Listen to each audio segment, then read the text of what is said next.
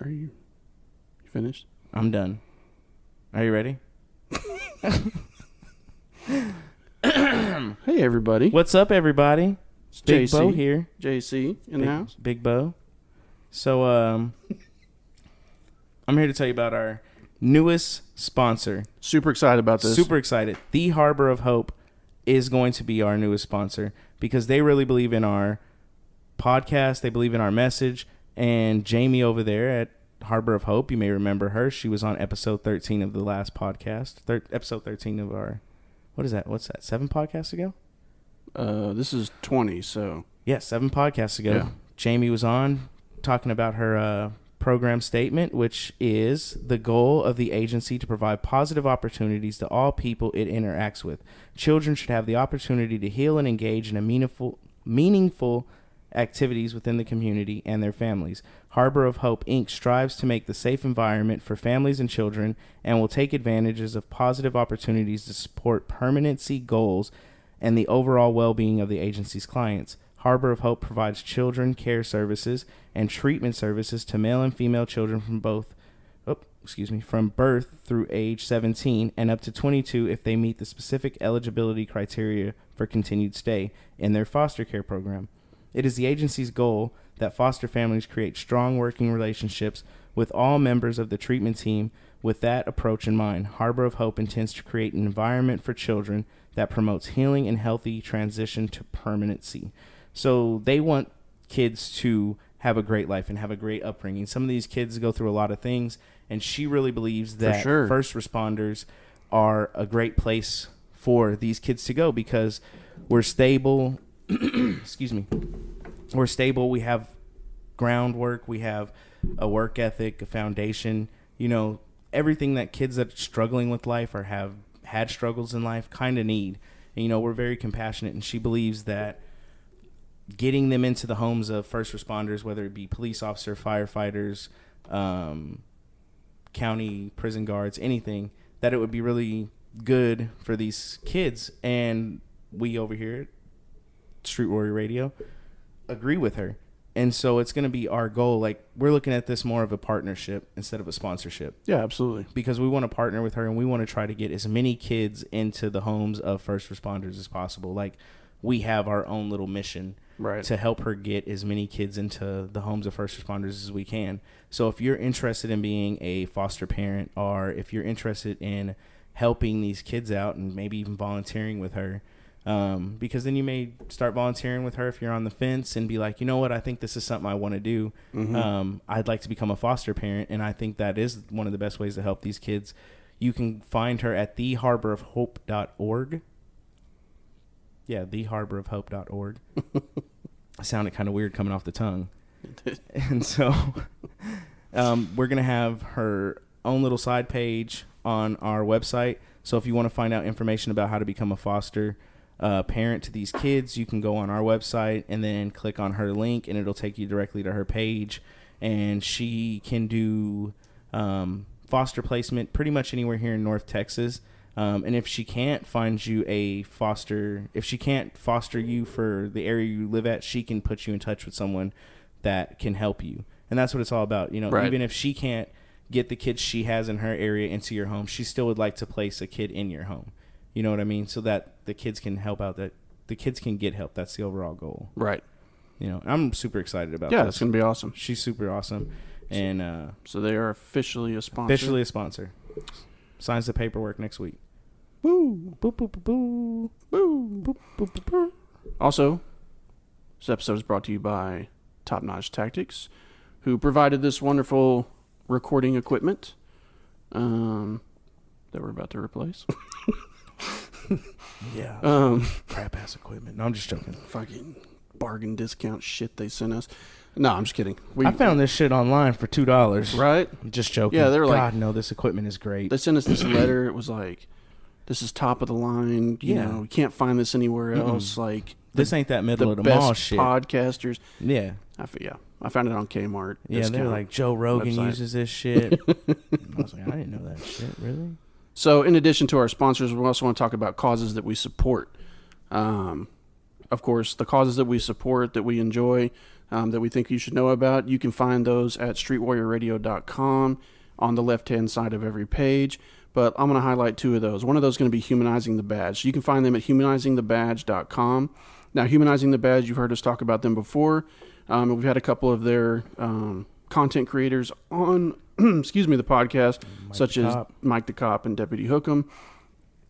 Humanizing the Badge is a 501c3 nonprofit organization that's on a mission to help forge stronger relationships between law enforcement officers and the communities they serve. We and them, right? We're not officially partnered with them. Yes. But we do think it's really cool what they do, so we want to talk about them. They are engaging in that mission through community service projects on a national level, providing free, confidential online support to first responders and their families that reach out to deal with the unique stresses of the job. And by engaging through social media content through their pages and the pages of content creators that are part of their cause. Again, we mentioned Mike the Cop, Deputy Hookem, there's also Officer Daniels, Deputy Bookham, Deputy Misdemeanor, etc. Again, you can find them at humanizingthebadge.com, or you can find a link directly to their webpage on the left-hand column of every page of streetwarriorradio.com. Click on the link, check them out, and if you like what you see, please donate. Also, 22 Kill. Super important mission that 22 Kill has. Their mission is to raise awareness to the suicide rate among veterans and first responders, to educate the public on PTS, which is post-traumatic stress, and other mental health issues. And they focus on suicide prevention through empowerment. 22 Kill offers a variety of programs and resources for all service members. These programs provide many forms of traditional and non-traditional therapies for both mental and physical health, serving veterans, first responders, and their families. And I don't think a lot of people probably know that they definitely delve into the first responder aspect of it. Yes, they do. If you want more information about them, you can go to 22kill.com, or again, you can find the link to them on the left-hand side of the website at streetwarriorradio.com. Check them out, and if you're so inclined, please donate, please volunteer. Both of those organizations have ways that you can help as a volunteer or as an advocate, so check them out. Real quick, yeah. Deputy Hookem, a.k.a. Forensic, he just dropped some new heat. Did he? Yeah, he said he got some new music on the way. Sweet. About to drop that. Awesome. So check him out. Check him out. Check that music out. Check that music. Check his SoundCloud. I think he's at Forensic. At Forensic, yeah. On both Facebook and Instagram. Yeah, he got that new heat for y'all. So check him out. Check him out.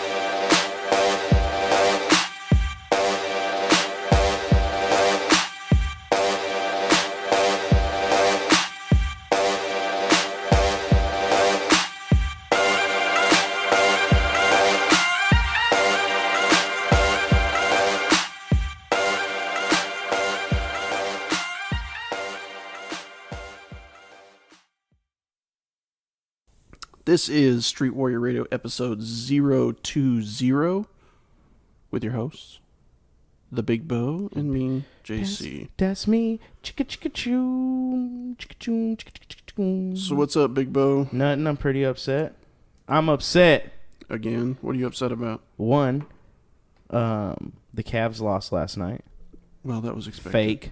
Fake. Horrible refereeing. God. Horrible refereeing. Everyone counted the Cavs out, and they could have won. They could have won last night. I knew those missed free throws were going to come back and haunt them. J.R. Smith was drunk, as usual. What were their turnovers like? Turnovers have been killing these teams in the playoffs. Oh, this is one of the best. This is one of the best NBA playoffs I think I've ever seen. Really? Yeah. No way. You're drunk. One of the best. No. Yeah. No. There's millions that agree with me. No. I definitely think the conference finals were decent in the Western Conference, but LeBron James should have ran through a starless Celtics team. Those dudes aren't that good. I just think he was tired. At the end of the day, he was tired. Here's the problem with his statement is that if LeBron James were to show up here right now and drop trowel, Bigbo would be on his knees because he just idolizes.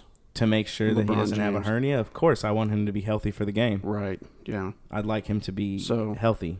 Literally every person that actually looks at basketball objectively would disagree with everything you just said. Well, that's not true. I've spoken with others that are like diehard Cavs fans. No, like Stephen A. Smith.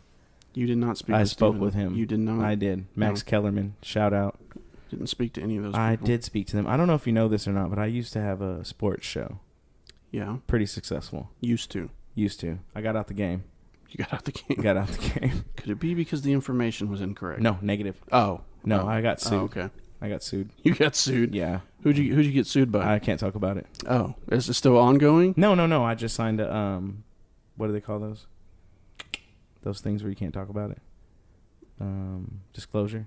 A non-disclosure agreement. Yep. Second, I'm upset because Drake still hasn't created a response for Pusha T and that whole thing that's going on. I don't know if you know about that. No, I don't. Oh, it's bananas right now. Bananas, huh? Bananas. Bananas. Bananas. I don't know if you know that's a song by Gwen Stefani. I do. It's pretty popular. She's pretty popular. Yeah, I've heard it once or twice. She's also a home wrecker. Shout out Gwen Stefani. Yeah, so Pusha T released an album last Friday. And who is this? He's a rapper. Oh. You may have heard him. He's on such hits such as Grindin'.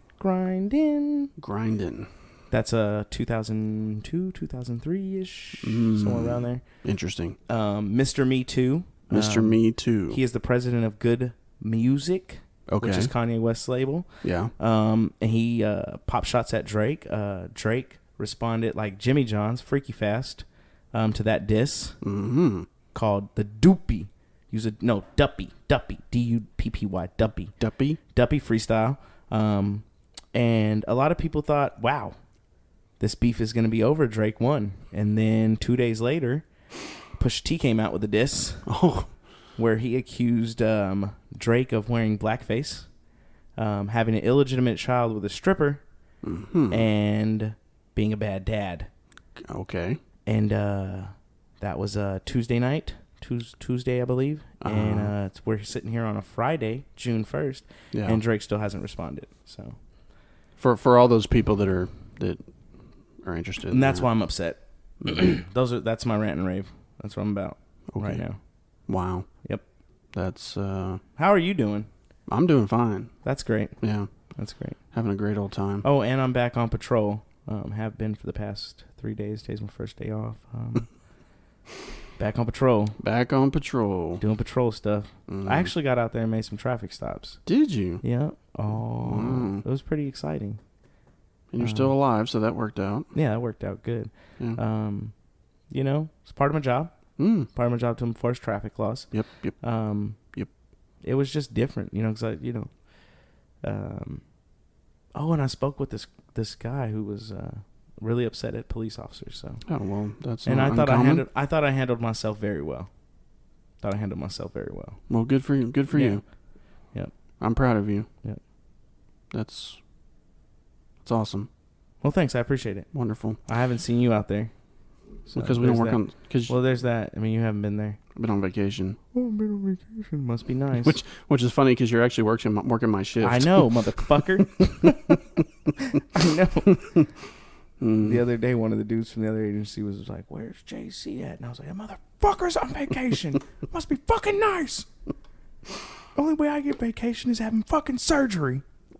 Yep.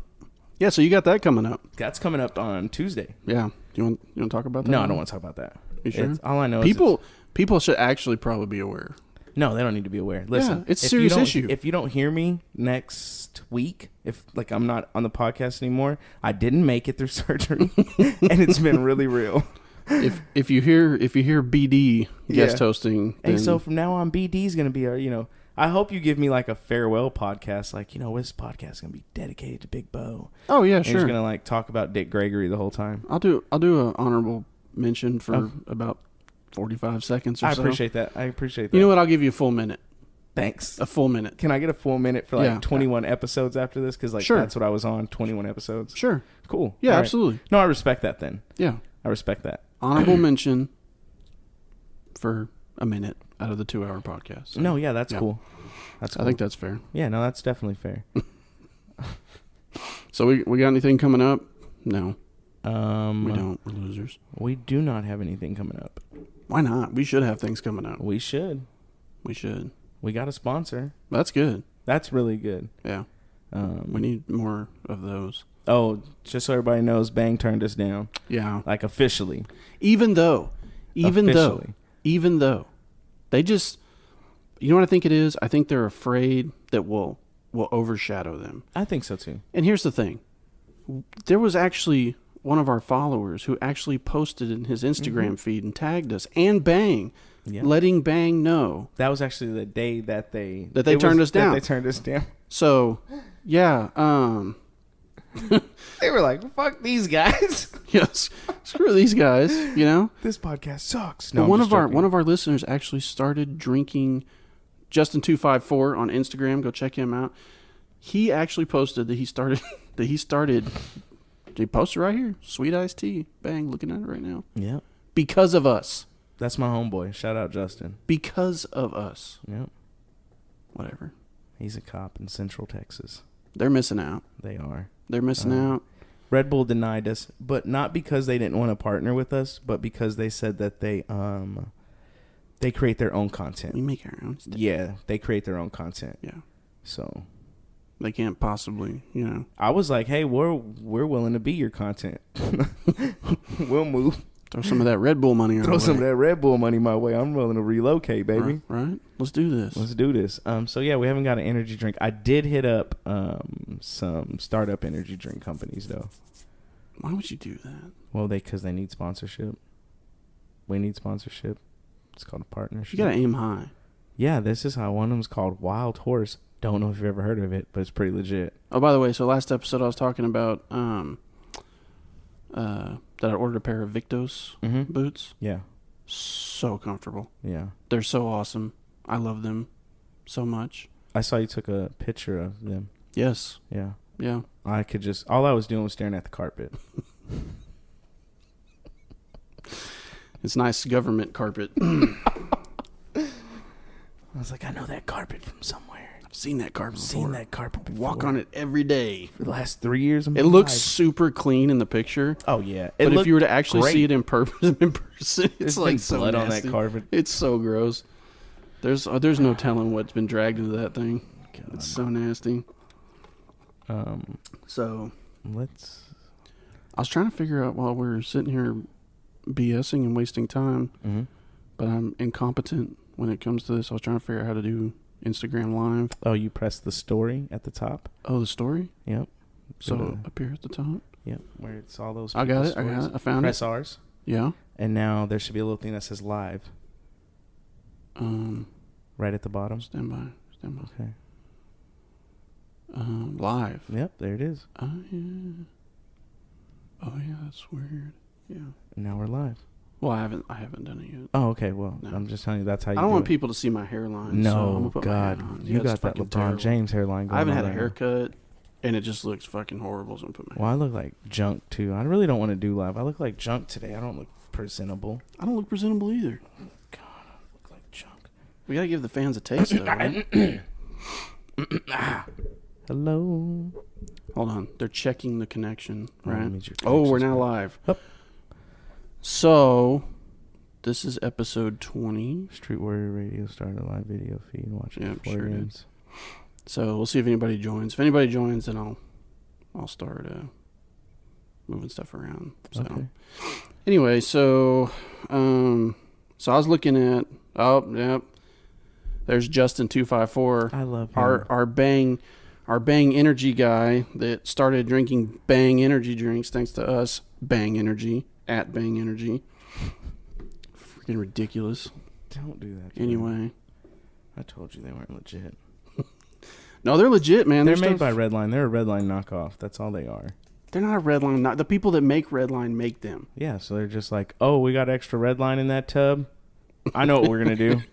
We're going to add Kool-Aid to it, and we're going to put it in cans. Call it Bang. Call it Bang. Call it Bang Energy. You're live. Hey. So, okay, so I read an interesting article, right? Mm-hmm. I shared this on our social media. It was out of the New York Post. It was by a guy by the name of Eugene O'Donnell. Shout out. It's an opinion. It was an editorial column. And it was called Why Cops Are Standing Down Across America, right? Yep. So do you think that's true? Do you think cops are standing down across America? I had this conversation with my uncle who was a cop in Connecticut, and he believes so.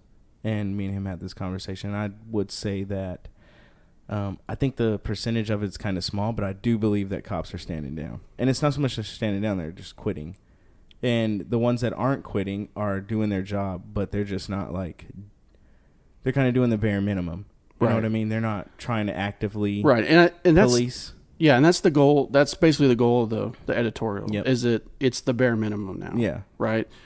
So he kind of talks about like how he uses NYPD as an example, right? Yeah. So he's talking about basically that there's a slow motion collapse that's starting to affect officers across the country, right? Yeah. And a lot of it has to do with the fact of, if you're a proactive cop, if you start doing things like police did back in the day, where you're out there stopping bad guys, and that the threat of being complained on and being put out there on social media and labeled as a racist and getting into something and all that stuff is become so big that cops are now they just don't want to be a part of that. I mean, yeah, like you don't want to be, and I mean, we talk about this stuff. It's very prevalent. Like you don't want to be the next person on that news article. No, you don't, because it's pretty much a career killer. Right. You could be done for. Even if you get found that you were justified in doing whatever you did, excuse me, they could still, I mean, it's just, no one's going to follow through with the rest of that article. It's just going to be like, Officer Bigbo did so-and-so, and that's the article, and that's the film footage they have, and no matter how bad it looks, no one's going to be like, well, what happened after that? That's just what they know. That's just what the media is going to put out. They're not going to put out like a secondary story to that article like, oh, after further investigation, it was found that blah, blah, blah, XYZ happened, and that's why this happened, and this is the end result of the investigation. Right. And at the end of the day, it seems like that first initial report or whoever's like partial cell phone video was caught on. Yep. And is put out there on social media, it seems like at the end of the day, that's all that matters. Yeah. Like the actual facts that come out after this are like, it doesn't really matter. So he talks about how like in Chicago, the street cops ethos is go fetal, stay fetal. Right? Dang. And how in Philadelphia, as murders soar, cops are the ones in prosecutors' crosshairs. Yep. I had actually read an article about Philadelphia police for one of my classes, and of course, it was a biased article because it was talking about crooked cops. Right. Like, because some cops in Philadelphia had gotten arrested. I think it was for rape or something like that. Oh, wow. And they just started bashing the whole department. It was like, the whole department's a bunch of rapers. And I was like, well, that's probably not true. Probably not. It was. I mean, it didn't say that exactly, but it was just saying like, well, if this is what's going on and it took us this long to figure out about it, what else is going on in that police department? Right. Who else are they hiring? These guys didn't have to go through background checks and da-da-da-da-da. Sure. And I was like, well, my paper that I had to write, or my discussion was just like, well, do you say that when like a doctor kills someone on the table? Like when he's malpractice suited? Is the whole hospital bad? Should we not go to that hospital anymore? Is everybody at that hospital a murderer? No, it's just that one guy who came to work drunk. So. No, I mean, I agree. And my uncle said something. And of course, he's old school. He was a cop for 20 years and, like I said, in Connecticut. And he is like, sometimes you have to break a few eggs to make an omelet. Right. And he doesn't mean like, oh, we're going to go out there and bash some people's teeth or we're going to do anything that's illegal. But sometimes you have to get in fights to make an arrest. Sure. Sometimes you have to get in pursuits to catch a bad guy. Right. And in that fight, someone's going to get hurt. In a pursuit, someone can get hit by a car. Mm-hmm. That stuff happens. And you're out there trying to catch the bad guy. And, that's frowned upon in the public. That makes us look bad. And so he said he noticed it right before he retired, that some of his guys were just like, I'm not doing nothing. I'm not going to do anything, because if I do something, I'm going to get in trouble. So if I just sit here and go to the call and try to do as little as possible, then I won't get in trouble and I won't end up on TV. Right. But then you're doing a disservice to the community. Of course. Yeah. The community's not getting what they need out of you. Yeah. So. Well, he brings up an interesting point here, which is, how many people we got on there now? 2. Let's cut that. No, 2. Bye, Justin. Bye. Cutting our Instagram live. Thanks for tuning in. Appreciate it. Now I can do all kinds of things that I couldn't do while I was on camera.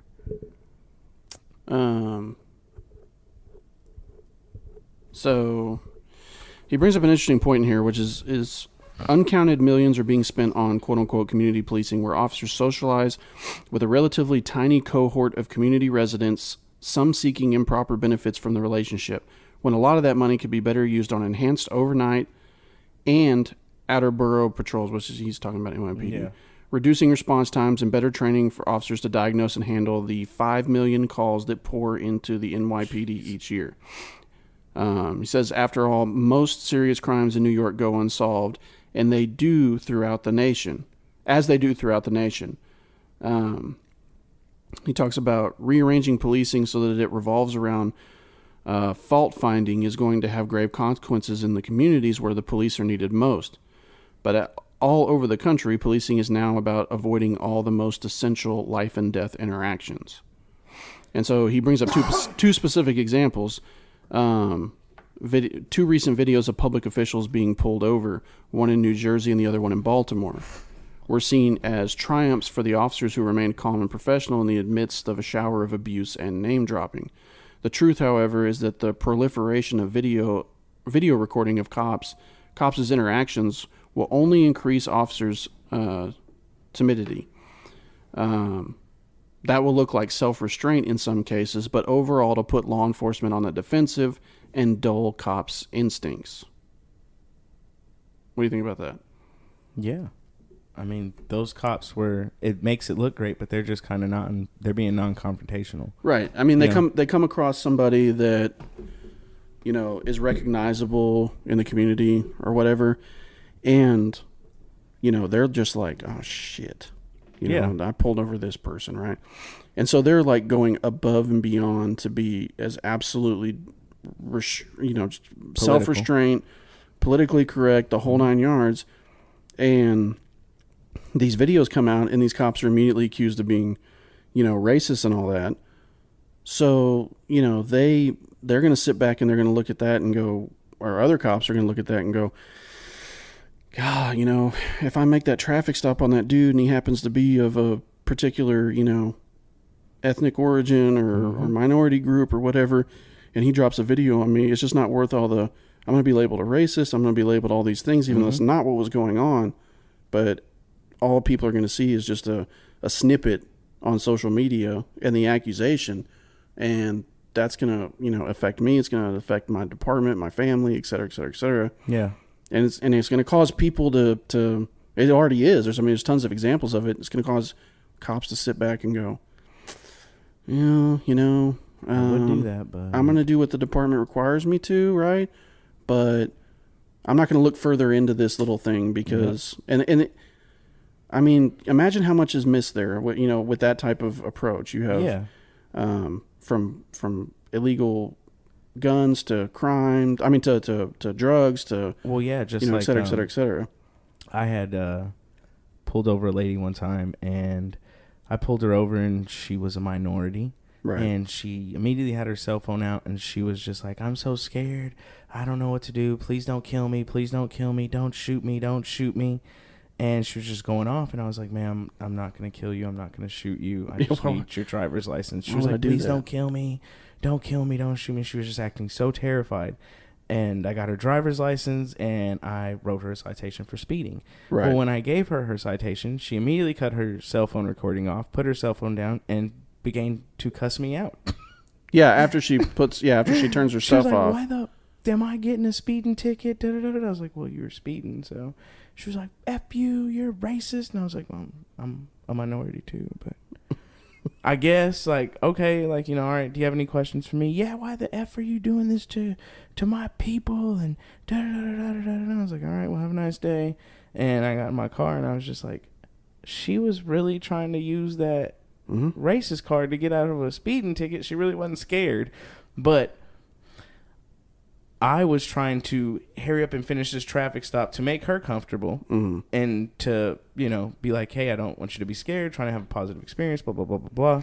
And but doesn't that in a lot of ways take away from the purpose of the traffic stop in the first place? Absolutely, because there could have been, now I know, but, maybe there's officers that don't, and if someone pulls you over and they're pulling that race card and they're filming you and you're just like, God, I just want to get this over with as quick as possible, you're not looking for all the signs that you would normally be looking for on a traffic stop. Right. Is there an odor of marijuana? Are they reaching under their seats for something?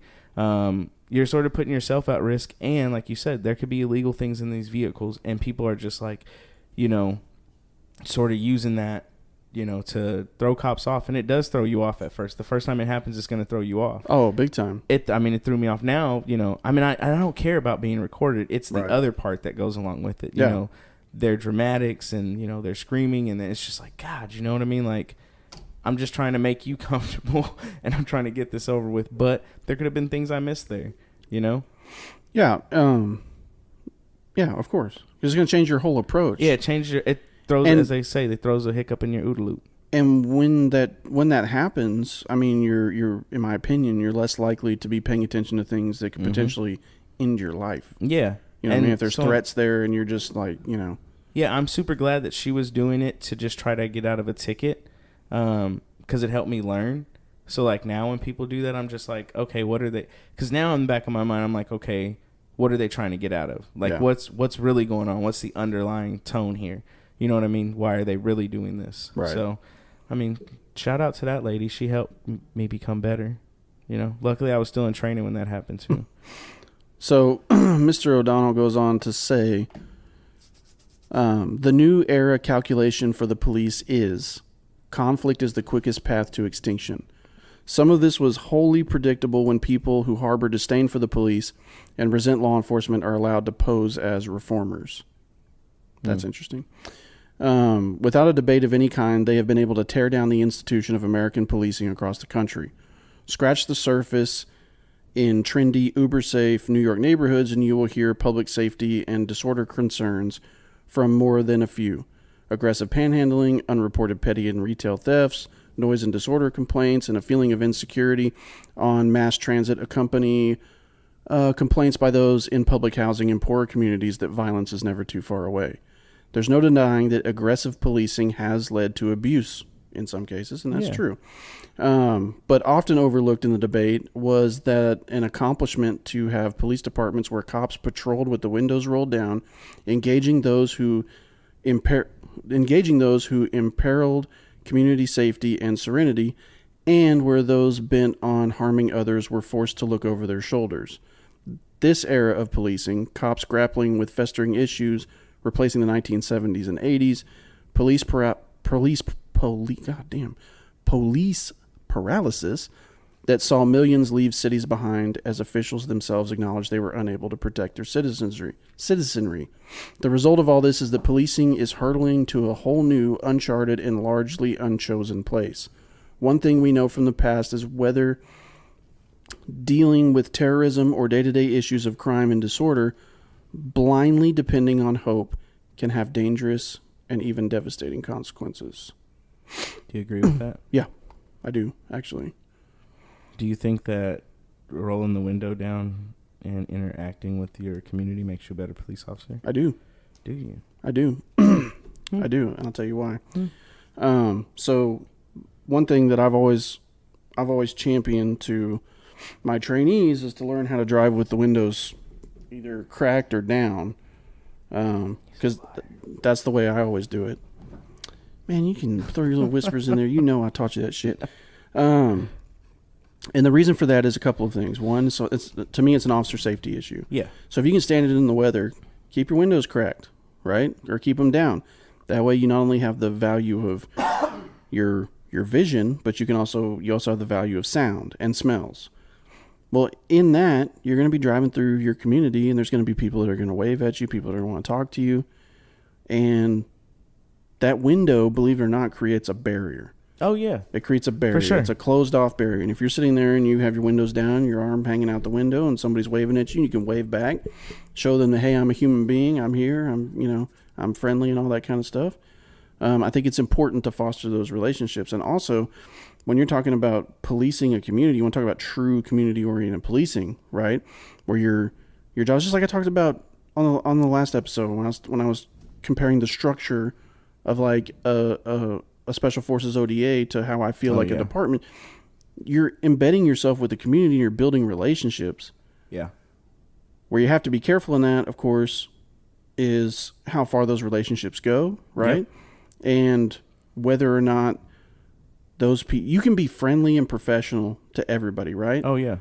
But you have to also reinforce the position that you're not also, but at the end of the day, you're not their friend, right? You're there to help, and you're there to protect and serve and maintain order, but you don't want to cross that line to where those people think that you're there to help them, right? Because you lose it like that. Yeah. Because you lose objectivity. Yeah, right? You can't. You don't want to become just their police officer, right? Exactly. Then they're going to be like, because you're everybody's. I can do whatever I want because he's my friend. Right. I know Officer so and so, and he's going to come over here and take care of your ass. Yeah, exactly. Because then you're just a tool. Right. You're not.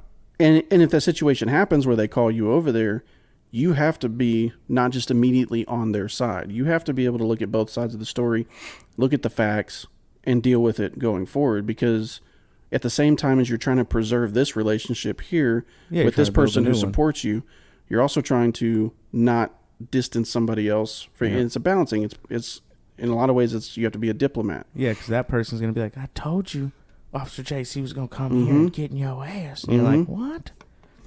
Why did you tell him that? I mean, you see that with neighbor disputes. You see that with business disputes all the time. And you really have to be that kind of warrior diplomat.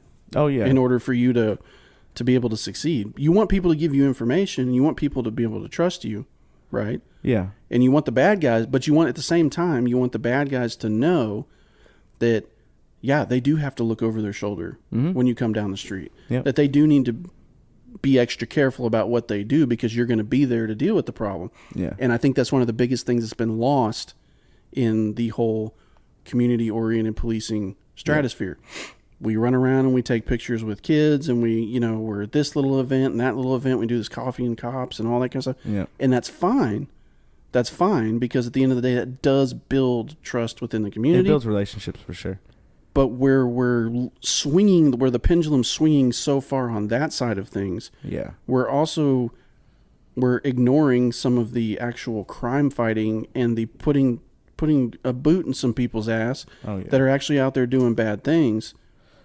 And they tend, when you start coming across, it's one of the whole reasons why, and I've seen it, and I'm sure there's going to be people who disagree with me, of course, just my opinion. But like when we talk about de-escalation, right? Studies have shown de-escalation tactics actually cause injuries to officers. Yeah.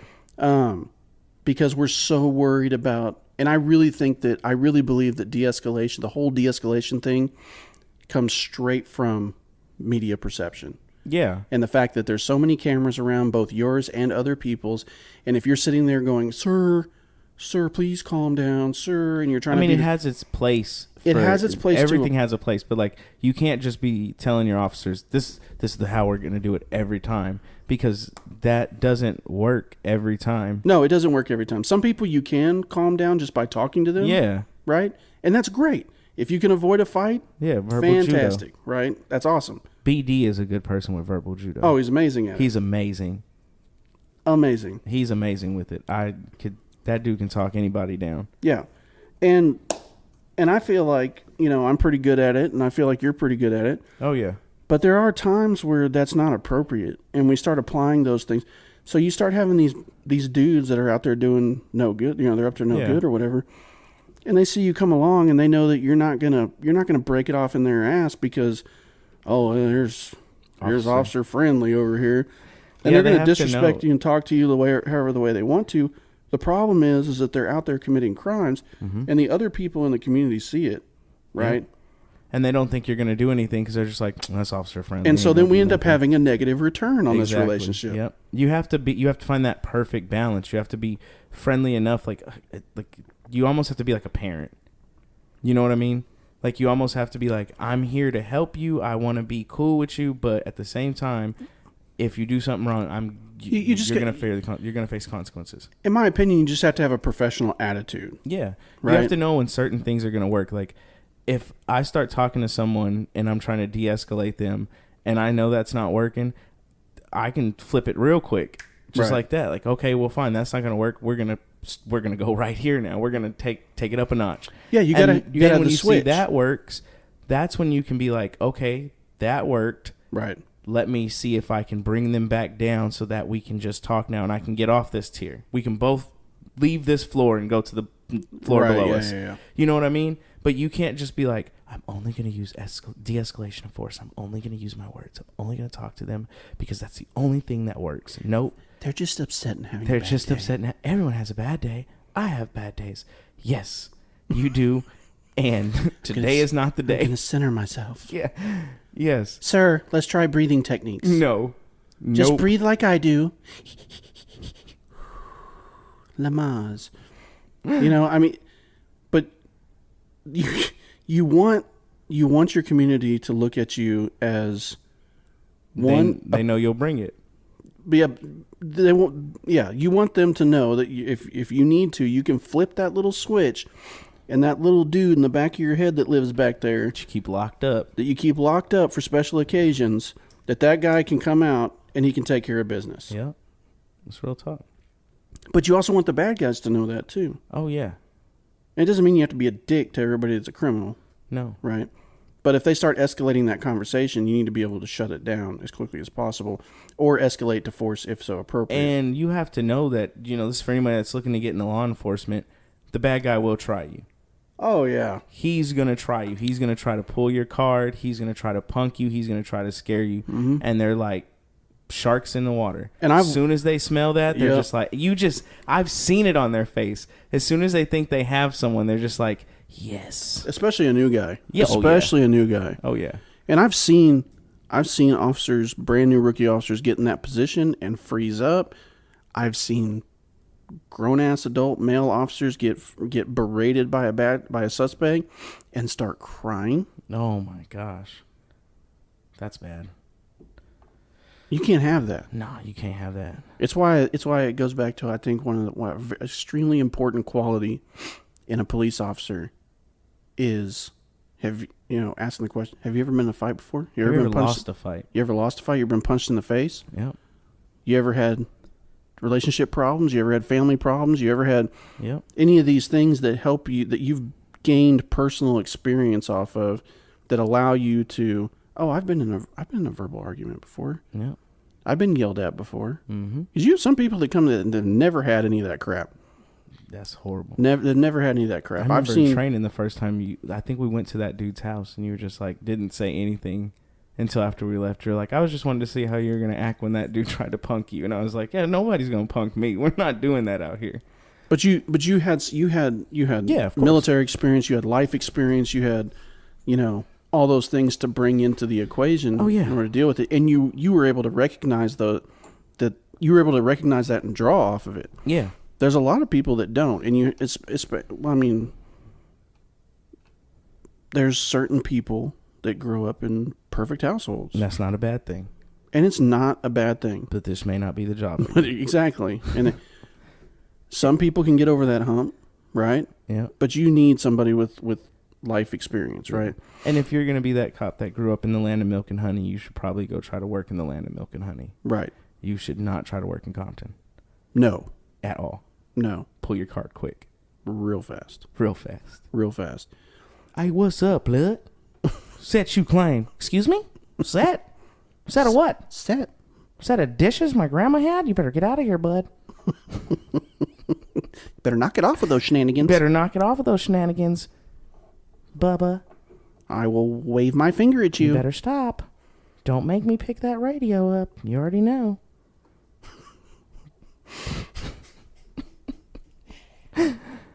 And I've seen those officers. Oh yeah, they you better quit it. Quit what? What are you talking? What are you telling this man to quit it for? He's a grown up, sir. You can't tell somebody to quit it. You better stop, or I'll tell you to stop again. No, listen. You're really making me upset here, Henry. I don't want to be upset. What the fuck you gonna do? Nothing. Goddamn thing. It's your house, sir.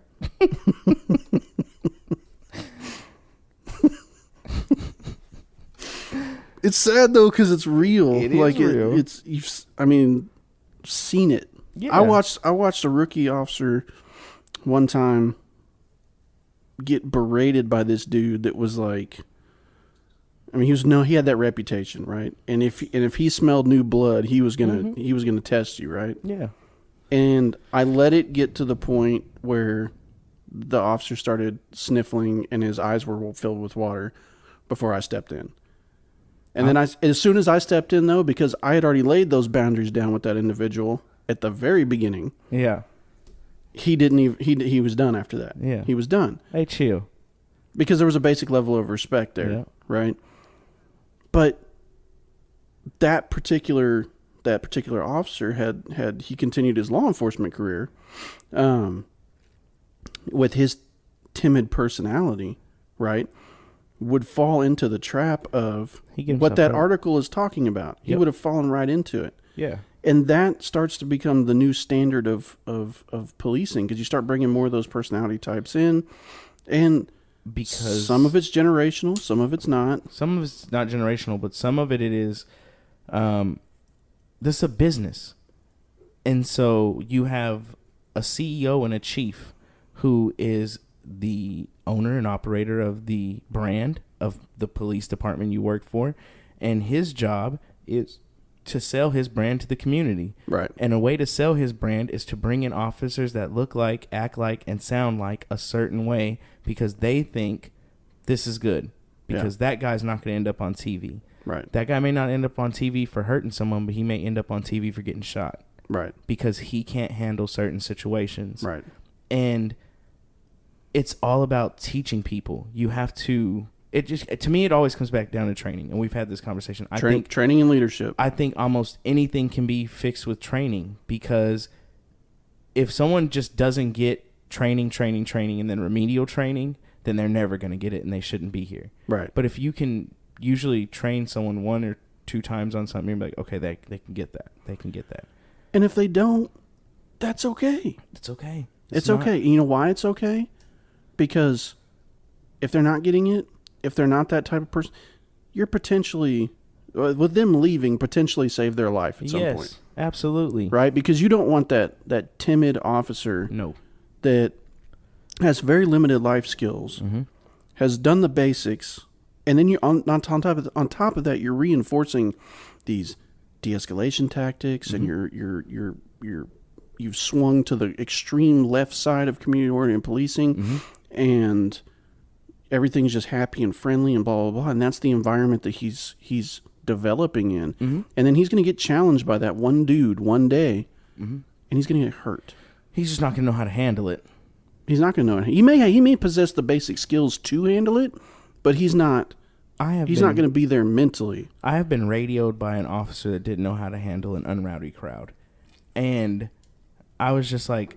Now, that is a difficult... large crowds are It wasn't are a large crowd. It was a group of individuals, like 3 or 4. Oh. And he specifically asked for me by number for a certain reason.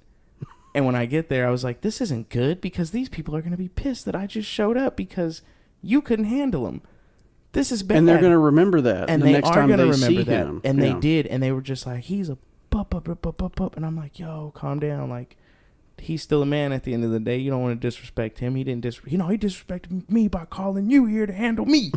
And I'm like, can't disagree with you. I'm like, but at the end of the day, I don't want to see you get in trouble. I don't want to see anybody here get hurt. Let's just call it a night. You know what? I fuck with you. Officer Bigbo. You cool as shit. I'm like, I appreciate that.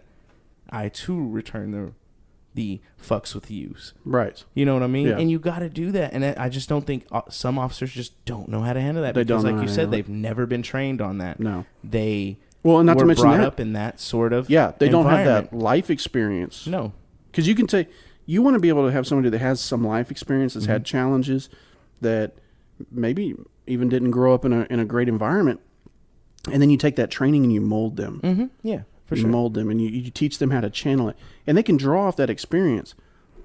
And you have these dudes, and then where we fail people in law enforcement is we don't take a moment to recognize that, okay, this person doesn't have those things, so I need to spend extra time focusing on those areas. Get him as much shit as possible. Exactly. And that's what it comes down to. It does. Getting him into the most adverse situations as frequently as possible, because you're there to help guide and mitigate. Yeah. You gotta try to get them in uncomfortable situations. Yeah. And I will say this, and I'm not, being sexist or anything like that, but some of the most harsh tongue lashings I have had as a police officer are from women. Like, they will straight cuss you up and down and talk so bad about you, and like sometimes you just get all like razzle dazzle. I was like, what the hell did I do? Wait a minute, man. Hold on, man. What did I do? Wait a minute. And sometimes I think you need that. You need that thrown offness to pull from your life experience, to pull from your training, and be like, no, this is how I handle this situation. De-escalation, talking to them is not going to work. No. I'm going to have to go a step further. Right. And sometimes it's just putting bass in your voice. Sometimes that's all it takes, because they know, like, hold on, wait a minute, this dude's nuts. Yeah, he's gonna go crazy. In a simplistic comparison, it's almost like when you're trying to establish dominance over a pet. Yeah, a dog in particular, because cats don't give a fuck. No, they don't care. But a dog, when you walk into the room and you have that projecting deep voice, that dog knows, all right, that guy's in charge. Yeah. All right, he tells me to go here. I'm gonna do whatever he wants. Someone's gonna listen to this and be like, he just called citizens dogs. Right? Yeah, I know. There's always gonna be somebody, right? That's not what I'm saying at all.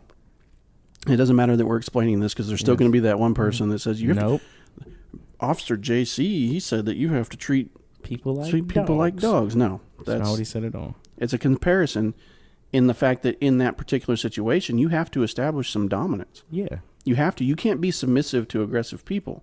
No. But what we find is we're hiring individuals, right, who are submissive in nature, right? Who was it? Was it Tim Kennedy?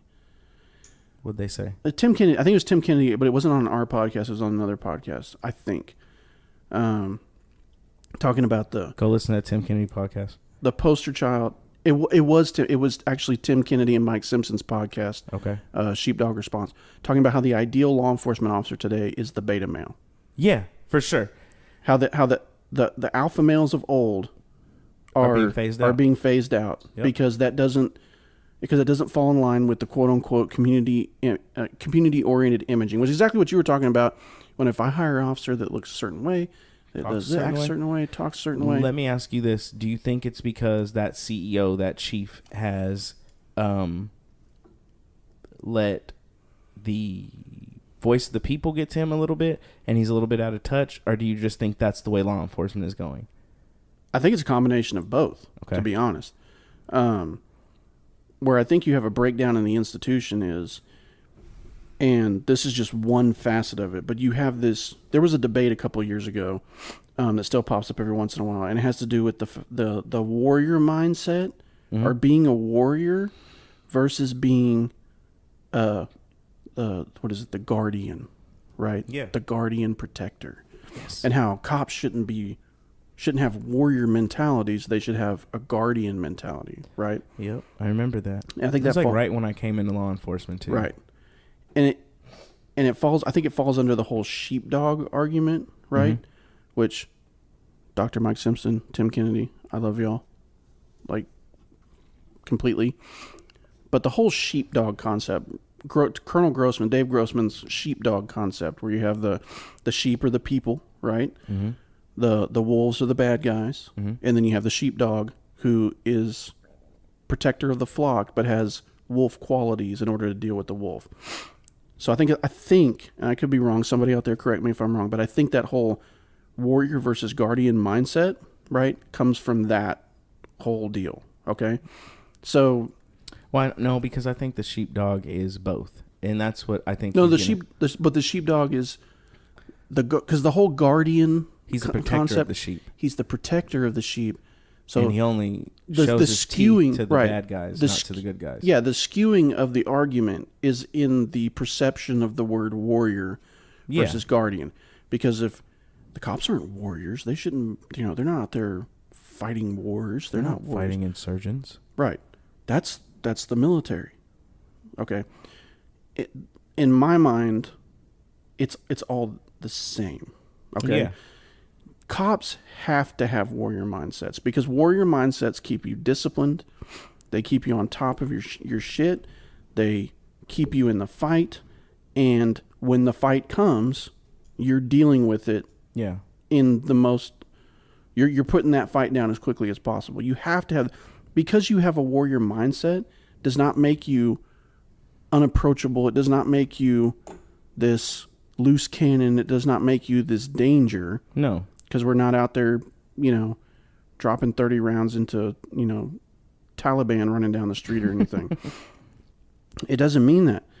To me, cops have to be warriors, right? Yeah. Because warriors are guardians. They're guardians of the people that they represent, right? Yeah. And I think that whole thing's been skewed. But when you start talking about these guardian protectors or whatever, I think you lose a lot of... Because you want that guy, you want that officer-friendly person to be there, right? You want that beta male type, because that beta male type's going to walk in and be like, hey, guys, and everybody's going to be like, oh, hey, it's... Instead of... And I've seen it. I've seen officers that come in with that whole, yes. They're just... They're not even walking anymore. They're just floating everywhere they go. And no, that was not a gay reference. Oh, God, please edit that out. I'm not going to edit that out. Why are you always talking about that? Listen, I support the LGBTQP. Oh, and I am too. Do whatever you want. I don't care. Rainbow. But, and then you have guys that walk in and they're like, hey, officer. And they're like, hey, how you doing today? They're strong. That dude's a dick. Some people are going to think that. But what's the image you're trying to project as a police officer? Right? You want to be professional, approachable, right? But you don't want to be so overly friendly to where the one bad guy sitting in the room is going, oh, yeah, I got this guy. Well, listen, training day. Mm-hmm. He said it the best. To protect the sheep, you got to catch the wolf. And it takes a wolf to catch a wolf.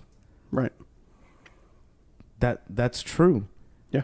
It takes someone who can stoop to that level but does not... to catch someone that will. And I think it's why you find that, and I'm sure there's a lot of guys, I know there's a lot of guys out there that can relate to what I'm about to say because I've seen it in the cop message boards or cop groups on Facebook and all that.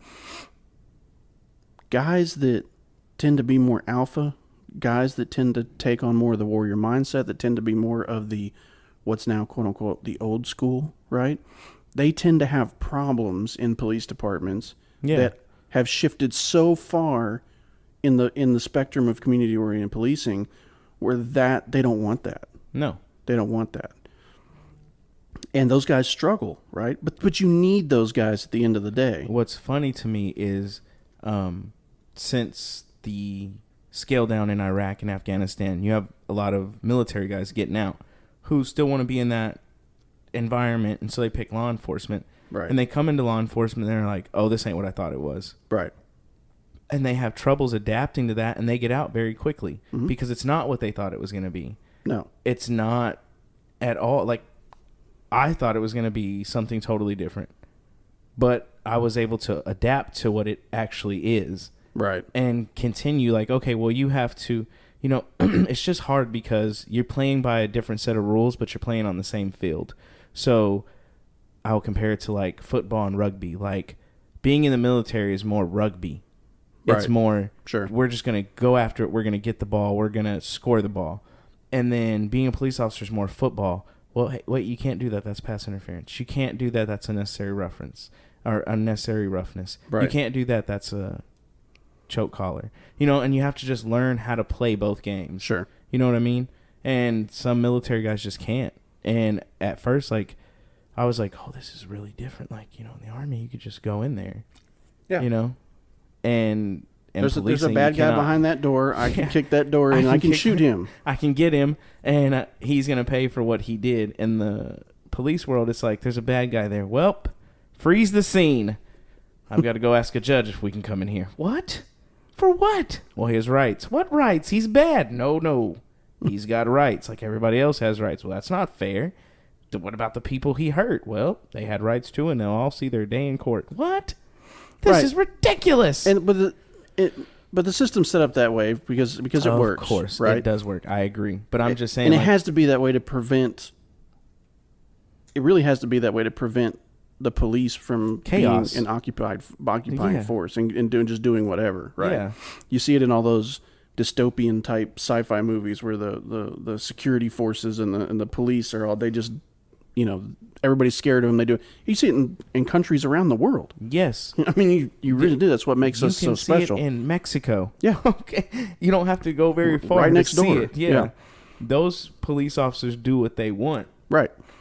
We have restraints, and that's good. It's good for the overall system. But within those restraints, you have to have people that are going to be strong enough. You have to have balance. That are going to be able to bring their life experience and their training and their know-how, but have the personality type that's going to be able to deal with whatever situation comes their way. And I think that when you're trying to bring in this whole quote unquote beta male thing, right? Yeah. You tend to lose a major aspect of that. And I don't see how that really. What are you doing? Don't worry about what I'm doing. Is that a video? No, it's not a video. You duppy. What? Fucking no, you're holding your phone up. Don't worry about what the fuck I'm doing. Oh my god. Jesus Christ. Taking horrible pictures. Oh well, it wasn't going anywhere. So just dead it. Dead it? Dead it. Like Reddit, but dead it? No, like dead it, like as in forget it. As in kill the conversation. Oh, you killed the conversation. You killed the conversation. I didn't tell you to stop talking. Whatever. You've changed. You've changed. This is the shit I'm talking about. Right here. This is exactly the point. This is exactly the point. I'm up out of here. I don't know where we're going. I quit. I quit. You just made all of BD's fans very happy. Yeah. Get rid of Bigbo. He sucks. You know what I have to say to you people? I will never retire. Ever. Not going anywhere. I'm not going anywhere. But yeah, I believe there has to be a balance. There has to be a balance between. It's just like everything else in the country that we live in the union. It has to be balanced. You have to have enough softness in you to relate with people and to be compassionate and to sympathize with them and want to help them. And you have to have enough gumption inside of you to say, I'm going to go into this really dark house and go and find the bad guy. Yeah. You have to have that. And if you don't, you're in the wrong business, and you need to be in like the FBI or something where you just sit behind a computer, find out who the bad guy is, get a search warrant for him, and go arrest him. Right. You know what I mean? There's a place for everything, but I think police departments that are going too far left are getting it wrong, and I could be wrong. We're not going to know if I'm wrong or right for the next probably 5 or 6 years. Maybe even longer. Maybe even longer on if that was a good way to police your community, right. How the crime turned out, how the citizens looked at you, how many officers got hurt, and the places that are going all the way right with it and just like, nope, we're going to fucking roll down the street in a goddamn MRAP. Yeah. That's not the right thing to do either, sir. No. And I don't think there's anybody that does that. Oh, but, I know a couple places. But, in certain neighborhoods, maybe, because they have to have enhanced patrols there because of whatever problems are going on. See? I mean, hell, I wouldn't patrol the south side of Chicago without an armored vehicle. Well, see, someone would tell you if you just talk to them, I'll talk to them. Lay down their guns. I'll talk to them. And body armor. Right. No body armor. Hey, whatever happened with that sheriff in California that said she wasn't getting her guy's body armor? Was it California? No, that was Travis County, Texas. No, it was not. Yes, it was. I thought that was California. No, because she didn't want to adhere to the immigration standards for the county jail because of the sanctuary thing, and so she refused to take the federal grant money for body armor. It was Travis County, Texas. It was Travis Remember, County. Dr. Mike was talking about that. It was Travis County. Wow. Yeah. But did she end up getting them? I don't know. Probably not. Huh. Probably not. Huh. That's real crazy. Yeah. There's a lot of crazy shit like that. But I understand that because, listen, I'm a conspiracy theorist. When I worked at my last department, I had an individual there who was a citizen, and he was talking about grants, and he did grants for his police department where he worked. Right. And he was like, no one reads the fine print in that stuff. He was like, that's how they're going to get you to do FEMA camps. I was like, what do you mean? He was like, well, when you take, which he's true, but I don't think they're going to be in FEMA camps. But he's like, when you take that money from the federal government, you do sign a contract that says, I will help the federal government out with certain aspects of law enforcement in my community and in my county or in my city. Right. So, if the government says we need you to round up people and you say no, they can always be no, this wasn't about rounding up people. No. This is about illegal immigrants that had committed crimes that were coming into the county jail, and they're supposed to defer those people to ICE. Yes, and she said she wasn't. Right. Yeah. Because Austin is a sanctuary. Yes, but that's part of the federal government saying we want you to do this because we gave you this. And she said, well, I don't want that. And I get that if that's where you stand. Here's where I disagree. You have an act that's illegal, right? Take out the moral and take out the political argument for a second. I don't know if that's possible in this case. No, I just had this conversation with one of the students at the school. So you have an illegal act, right, that is under the jurisdiction and responsibility of the federal government, right? The local jurisdiction, in order to partnership with the federal government, they're saying, hey, listen, when you get these people that have slipped through the cracks that we haven't, and they've committed these certain crimes or whatever, you need to notify the ICE, Immigration and Customs Enforcement, so that they can properly deal with those people in that aspect. Because we gave you money. But in return for that, we're going to give you a bunch of money so that you can help equip your officers and all that kind of. If we're talking about like computers, or whatever, okay, we're talking about armor. But can she afford the armor? Apparently not. Well, you don't know that. I don't know her budget. She's obviously in Travis County. I mean, I don't know. They make tons of money. I don't know. But you're talking about somebody from Travis County. Hit us up in the DMs. Comment section. To me, it comes down to agreements you're making in exchange for money to better benefit your department, which is going to better benefit your community, right? I agree. So in the case of the county sheriff's office, who's responsible for jail operations, what the federal government is asking is, when you get these certain people in, we need to be notified about it, right?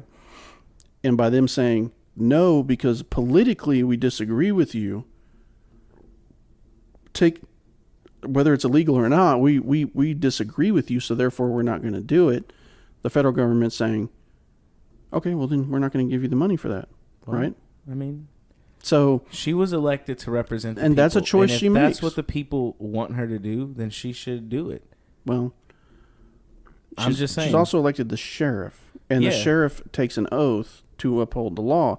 Where it gets muddy is when you start bringing in the different political stances, right? I agree. So do you want your sheriff, are you electing your sheriff to be a political voice for you? Or are you electing your sheriff to maintain and enforce the laws of the county They're elected and the to state? Do both, sir. I see. I'm not a big fan of that. They're elected to do both. They're representing the people in that county, and they're supposed to be upholding from the laws. avenue of law enforcement. If I want to elect somebody to represent me politically, I'm going to elect my senator and my congressman and all that crap, and they can sort that shit out. I don't want my sheriff to be playing politics. I want my sheriff to be upholding the laws of the land and ensuring that happens within the county. And it shouldn't be an elected position. Well, I mean, we can get into that whole argument. Yeah, we can. It's not a political show. No, it's not. My mind. I just don't want. I don't want if I'm electing, if I'm looking at a law enforcement position, right? Mm-hmm. Because the last thing I want as a citizen, as a taxpayer, the last thing I want is for my law enforcement positions to be political. I want my law enforcement positions to be upholding the law and making sure that stuff happens. I don't want my sheriff or whatever going, well, I don't agree. That's fine. Agree. You don't have to. I'm just saying, because what happens if the laws change to where they have to round up Jews in America? Well, I mean, that's I'm just saying. And if you elected her to uphold the laws of the land, and that's the new law of the land, and she says, well, that's what you elected me for, I want her to at least have some stand-up and be like, I don't agree with this. I'm not going to take your money for that because I don't agree with that. And if that's why I elected her, I'm just saying, if that's why I elected her, then I would be like, heck yeah, good for her. I agree with that. And that's why it's an elected position, because she's elected to uphold the laws of the land that the people agree with. Right. And I see what you're trying to do there, right? Saying. With that point. But to me, that's a different issue. I'm just saying. To me, that's a completely different issue. If we suddenly turn into Nazi Germany and we're rounding up races of people, to me that goes beyond. And that's how they're looking at that position. But that goes beyond. Granted, those people committed a crime. I agree. They committed a crime. Right. One, they committed a crime by coming here illegally. Two, they committed a crime to go to jail. Correct. They should be deported. Correct. But if you're a sanctuary city, that means that the city voted on it and the city agrees with it. Then they're saying, I want these people to stay here. Even though they committed a crime, they're here illegally. I want them to stay here. Okay. And so if she goes against what those people elected her to believe, they elected someone who wanted the same beliefs as them, then that's her job as a political figure, is to make her people happy. See, and that's where I think we're all, the system's wrong. Well, that's what people get elected for. That's why Donald Trump got elected. He spoke to the masses of people that were unhappy. In a political forum. When you're talking about law enforcement, though. Yes, but they believe he's going to fix everything. But from law to Jesus coming, that's why they elect these people. It's the same with when Obama got elected. People felt that, the little man was disenfranchised. I mean, that's what they all speak on, that the little guy's disenfranchised. And then the little guy's like, we are disenfranchised. Mm-hmm. And they vote for that person. And then that person's job is to follow through with what they promised. And if she said, if you elect me, I'll make sure that we don't send illegal immigrants to ICE. And people said, yay. Mm-hmm. And they elected her. She just can't go. She can go back on it. Mm-hmm. But to me, then she got elected falsely. And I'd be more upset at that, because I elected you to do what you told me you were going to do, and something I agreed with. And I'm not disagreeing with you on that point. My point is that I don't believe that law enforcement should be involved in those politics. Well, then that should not be an elected position. Maybe not. Because when you elect someone, like I'm saying... Or they shouldn't run under political parties. They should not run under political parties, but sheriffs do. You're right, they do. I'm not disagreeing with you. That's what I'm saying. And they're funded by those political parties. Right. So they have to do... They don't have to. Let me rephrase that. They don't have to do anything. But if they want to stay there, they're going to. More than likely, they're going to do what their party beliefs are. Right. That's also their beliefs, because they're in that party. And I'm not disagreeing with any of... I'm not... Yeah. You got to realize I'm not disagreeing with any of that. My point is that when you're talking about law enforcement specific positions, I don't think that they should be running on political platforms. I think they should be running on how are we going to better service the county within the confines of the law, right? Yeah, that's where I see it. And they believe that keeping illegal immigrants here is helping the county. Well, that's their belief, whether you disagree with it or not. Really doesn't matter at the end of the day, right? Nope, because those officers didn't get vests. Right. No, I think they probably got vests. Well, we're not talking about soft armor. We're not talking about that the county already issues. We're talking about rifle plates. Oh, they didn't get rifle plates. To protect from active shooters and special threats. Oh, okay. That's what we're talking about. Well, yeah. So it's still, and I'm of the belief system that in this day and age, with the threat environment that's out there, that those particular items should be standard. Should be standard issue. Yes. That those things should be provided by the department. I think the flak jackets that the military gets are the same thing that police should get. Well, nowadays it pretty much is the same thing. If you're talking about the outer plate carry. What do you call it? The outer plate carry. the stuff that you had, right, that was issued, because now we're talking about back in the dirt. Most of the shit that cops are wearing now, as far as like the body armor and stuff, is the same shit the military has for the most part. You're talking about ceramic, polyurethane plates. You're talking ceramic, and I had my arms go through here. It looks like a nice little. Yeah, it's just different. Up. It's just that the military don't even issue that anymore. So what they're issuing now is they're issuing plate carriers. Yeah, like the ones you have. Right. Yeah. Yeah. So it's the same thing. Yeah. I mean, you're not getting the what do they call them? What the fuck were they called? The generic term for them is flak jacket. Yeah, right? flak jacket. But there's an actual I think it's like IBC or something like that. Yes, it is. It's like IBE. IBD, individual body carrier something. Yes. I don't remember. It is. Whatever. Is. Those with the Velcro and you go. I love that. That thing is super comfortable. Did you? I've always heard people complain about those. No, as long as you don't get it too small or too big, it's perfect. See, now everybody's got like actual yeah. plate carriers and with all yours. Anyway, just a different style. So all it is. But well, went down in that rabbit hole. Well, George W. Bush, best president, changed my mind. I'd vote for him again today. And the funny thing is, I didn't vote for him the first time. In hindsight, though. Right. Well, when it came down to the Republican Party vote, I voted for John McCain over George W. Bush. Oh, did you? Yeah, because George McCain is the truth. George or John? John. I'm sorry. John McCain. I was thinking George W. Bush and John McCain. I just combined the two because I love him so much. Mm. They had a little baby in my brain. Wow. His name was George McCain. No, John McCain was the truth, man. Now I think he's a little bit old and he's a little bit loopy. I think he's actually like dying. Yeah, I think got brain cancer. Yeah, right? I was about to say he has cancer. Yeah. Yeah. Hashtag me too. Hashtag me too. We'll find out after you have your surgery. We'll find out on Tuesday, everybody. Don't worry. If I don't come back, there was complications. I'm pretty sure you'll come back. I'm pretty sure I won't. Well, you've already written this off? Oh, yeah, I'm done. Oh, wow. This is it. I doubled up on life insurance this week. I just started calling around. I was like, how much for life insurance? $20. Sign me up. How much is that? $1,000,000? Sign me up. Family's going to be rich. I think you'll be okay. I'll just be looking in heaven at my rich family like, God, I didn't even get to enjoy that.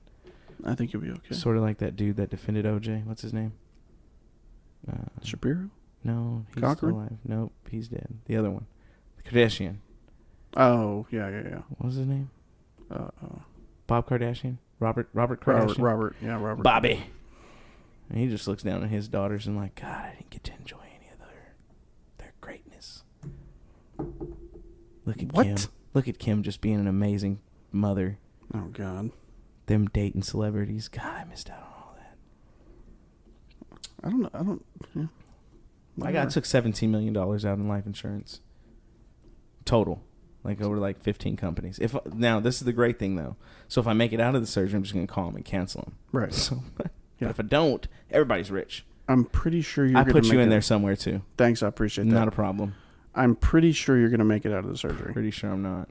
I'm probably going to bleed out.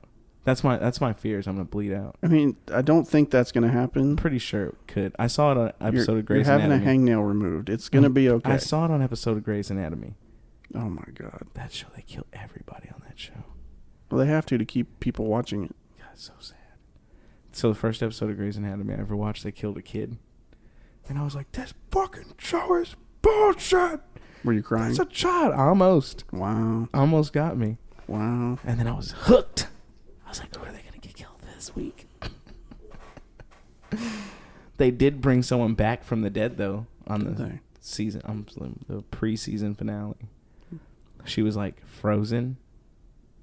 Like, she fell into a lake. Mm-hmm. And she was kind of frozen. And they, like, unthawed her and brought her back to life. What? Yep. Which I Googled, and they said it's possible. Because they can't, you have to be warm and dead. You can't be cold and dead. Mm. And so what it is your body goes into self-preservation mode. See, this is where I don't believe, for as long as in the show she was frozen, she would have been brain dead because there wasn't enough oxygen going to her brain. But was she frozen for like 3 seasons and then they brought her right? No, they found her 3 seasons later in the lake. There she is. Come out of here, you silly. Perfectly preserved. Yeah, she looked the same. Right. I think she was in the lake for like an hour, 2 hours tops. And when I read about it on Google, they can sort of like your body goes into self-preservation mode and your blood capillaries like just tighten up to almost nothing, so there's almost zero blood flow, and your heart slows down to almost nothing. Well, once they warm you up, if they can jumpstart your heart quick enough, then everything can go back to normal. I feel like we should call Dr. Mike right now and verify this. No, it's legit. You can Google it. Because everything on Google's real. No, I mean I checked 4 or 5 different pages before I just believe the first thing I. This was after you like did your WebMD search for yourself and everything going on. Oh no, I'm dying. I'm dying. That's why I cough so much now. That has nothing to do with what you're getting surgery on. Yeah, no, I know, but still. When you come back from the surgery, you're gonna talk about it and what you went through. Yeah, for sure. So that way people I talk about when I die and how I made it to the other side and I met Jesus. Your death experience. Yeah, because once I die on the table, I'm gonna go to heaven. Pretty sure. Pretty sure. I'm actually 100% positive I'm going to heaven. That's debatable. No, I'm going. I don't know about that. I haven't been that bad. I've done some pretty crappy things in my life, but I'm not that bad. I don't know that Jesus want to put up with you all the time. No, Jesus loves me. This I know, for the Bible tells me so. It's a song about it. It's a whole song about it. I don't know if you've ever heard it. I have, actually. Yeah, it was written for me. Once or twice. Jesus wrote that song for me. For you, specifically? Specifically for me. Wow. Like, have you ever been to church and been like, gosh, this message came straight from Jesus to this man so he could tell it to me? I think that's the whole point. No, but that only happens for me. Just you? Yeah. When I talk to other people, they're like, I didn't really feel that way. But every time you're like, that was... Not every time.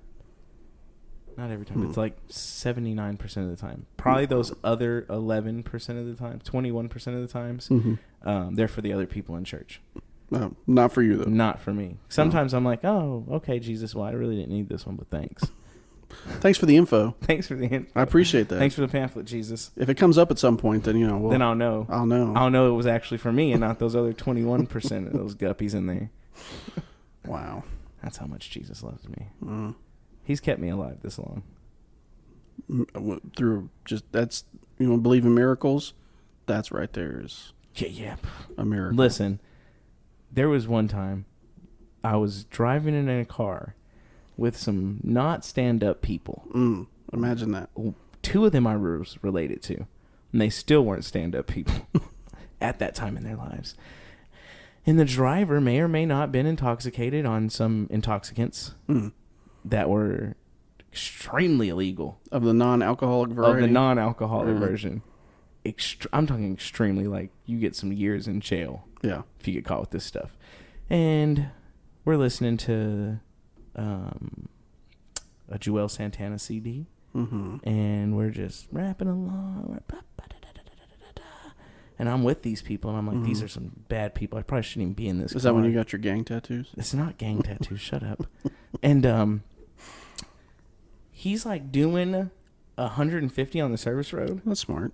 Very smart. Yeah. And he's like cutting in and out of traffic, because there's like some people on the service road. Right. And one of the people I was related to is telling him, there's a fucking stop sign. There's a fucking stop sign. And he's like totally gone. Yeah. Because he's on intoxicants. And I'm in the back seat like, here it comes.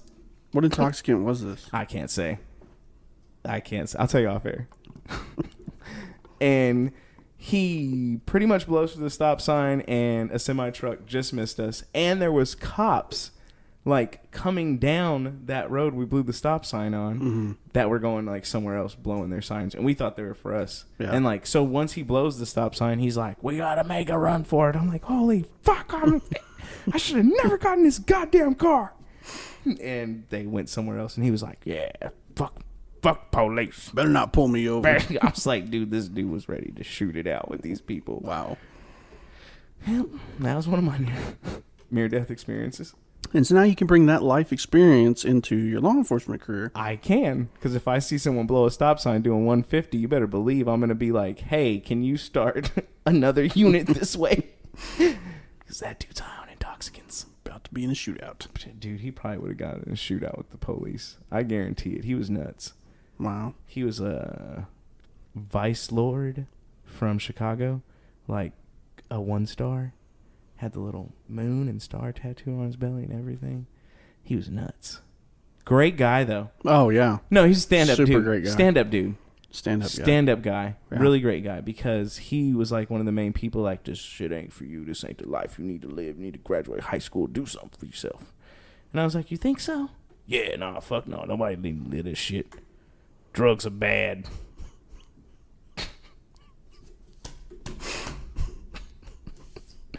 Tie this off real quick. Drugs are bad as fuck. Let me never catch you this shit. Get out of here. Little black person. That's the edited version of that conversation. Yeah. Black person. And I was like, man, if those people who go to jail and join gangs are saying that's some bad stuff, that's probably some bad shit. While he's shooting up and he's like, God, this feels so good. Don't do this. This is amazing. I'm addicted to this shit. Don't do it. Little black person. My little black person. My little black person. You know you my brother, right? That's what he was saying. You know you my brother, right? I'm like, yep, I know, Mike. All right, don't let me catch you doing none of this stuff. I'll beat your ass. I was like, oh, all right, cool. Wow. Yep.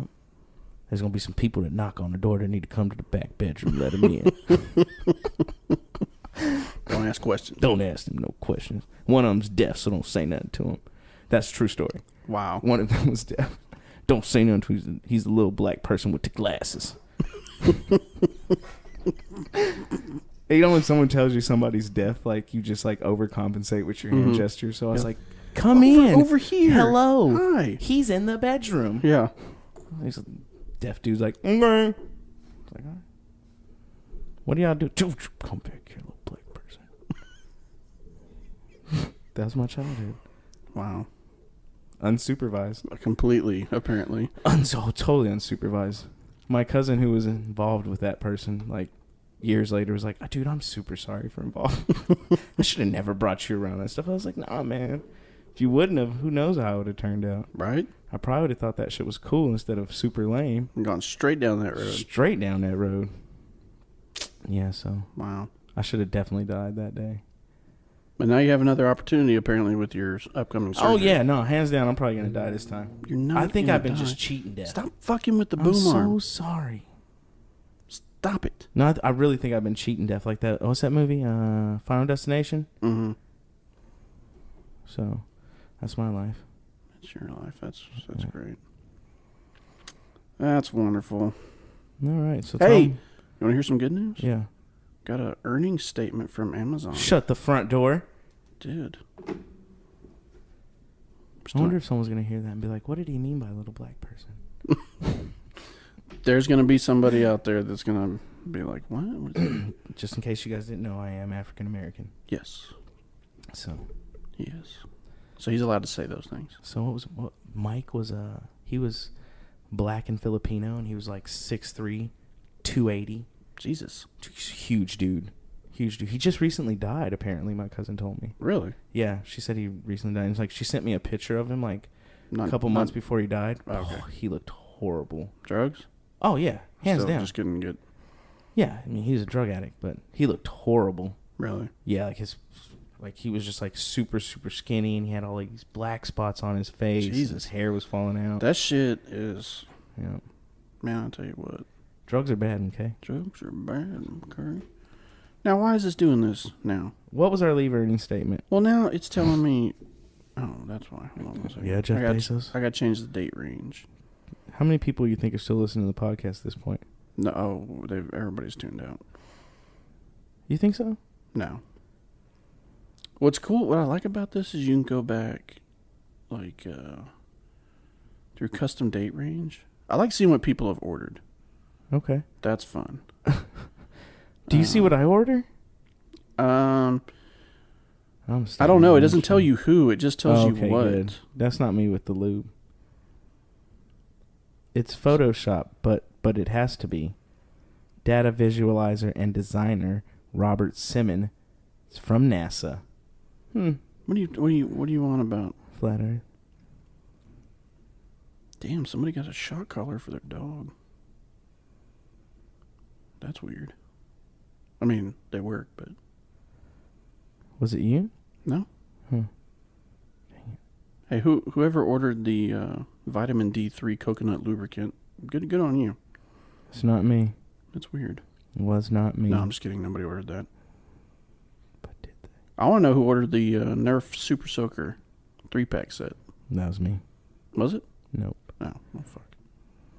Because that looks fun. It does look fun. Good Jesus. It looks super fun. Good Lord. Good Lord Almighty. I think, yeah. So how do you feel about Tekashi 6ix9ine? I don't know who the fuck that is. He's a blood who's a rapper out of New York. Who is that? Tekashi 6ix9ine. Is he the guy with the rainbow hair? Yes. Yes, he is. Holy shit, I got that right. Wow. You did. How did you know that? I just guessed. Yeah, it's to do with you said that out of New York, so like I was trying to think of like somebody I'd seen recently. Yep. He's part of that whole mumble rap thing, right? No. He does not mumble rap. He screams. Oh. He's very loud. Like, he'll be like, I'm going to the fucking QT, got the cup, bitch, bloods. And I'm like, what? Why are we bloods? Who? What does that have to do with us being bloods going to QT? Okay. It's so funny listening to them like rap. Like, I mean, he like super claims sets. Like, Isn't he gay though? No, I don't think he's gay. I think he may be bisexual, but he's super. He's like 8 for 8 on the Billboard Top 100 charts. He's like the hottest thing in sort of like an underground rap type thing. Because he's too popular to be underground, but like his music is that real hardcore Because I mean, it's straight it's beyond gangster rap. It's just straight gang rap. Like he might as well just say like blood, like he every does. word. He has a song called Swoop. Oh my it's god. Swoop. Swoop to the beehive. Swoop to the beehive. Oh you know what I'm god. saying? That's funny. One of my barbers really into him. Shout out to my barber. Yeah, shout out. You usually make his hair look pretty good. He does. I need a haircut. So you do need a haircut. You look terrible. I look horrible. I need a haircut. It's only been like a week and a half. My horseshoe's starting to show. Let me see. It's Swoop. Someone's gonna be like, they were playing straight gangster fucking rap on that damn. Oh, you trying to look him up? I already got him. I'm pulling him up right now. Let's see. Those are popular. Where's all his songs? At singles. Here we go.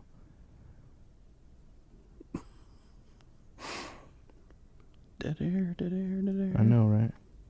Let's see.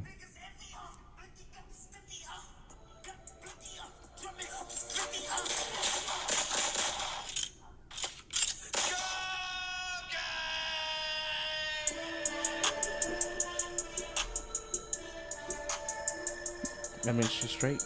Wow. Hood ratchet. Straight stuff. up. And I love it. This is the best thing smoking.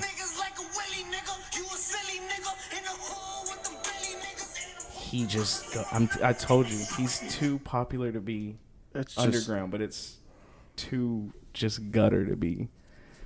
So, and we didn't even get into where he's just straight claiming the set.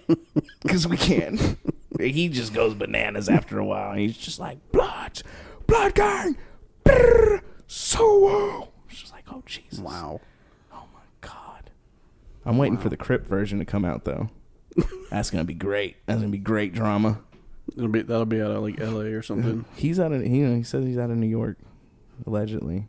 He's got he's like super light skin, right? Super light. He's I think he's Puerto Rican. Oh yeah, yeah. And he's got all the tattoos on his face. He's got like tons of like it's just 6ix9ine everywhere because that's his name. It's Tekashi 6ix9ine. It's just weird. Super blood. What's with the rainbow hair though? I have no idea. Strange. I think it's just a way for him to get seen. Maybe so. Yeah. Draw attention to himself. Yeah, but he's super blood. Like, remember how we used to talk about that? That's him. That's him. Yeah, but he's not the super blood we were talking about. He's got a gang of gang members around him. He's in L.A. right now. Oh, man. Yeah.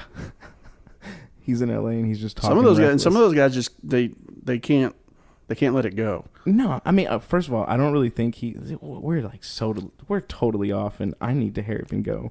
But real quick, he's like totally, to me, I think he's just a false flagger. He's totally just not. I don't think he grew up with any of that. I think he fell into it. He's not Slim Jesus. Yeah. No, he ain't Slim Jesus.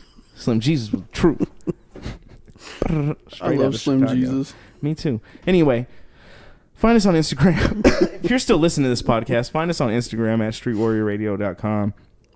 You keep putting the .coms on there. They're not on there. On Instagram, find us at Street Warrior Radio. Facebook at Street Warrior Radio. The internets at streetwarriorradio.com. Boom. Twitter is... You can just search Street Warrior Radio. No. But if you have to look at the handle. Someone I was talking to tried that the other day and it didn't pop up. It pops up every time I do it. Well, because it's your account. Go ahead now. Tell them how to... From another account. At... STRT, the word warrior, RDIO. RDIO. That's where I messed up. Yeah. So, yeah. Follow us on there. Meet us up.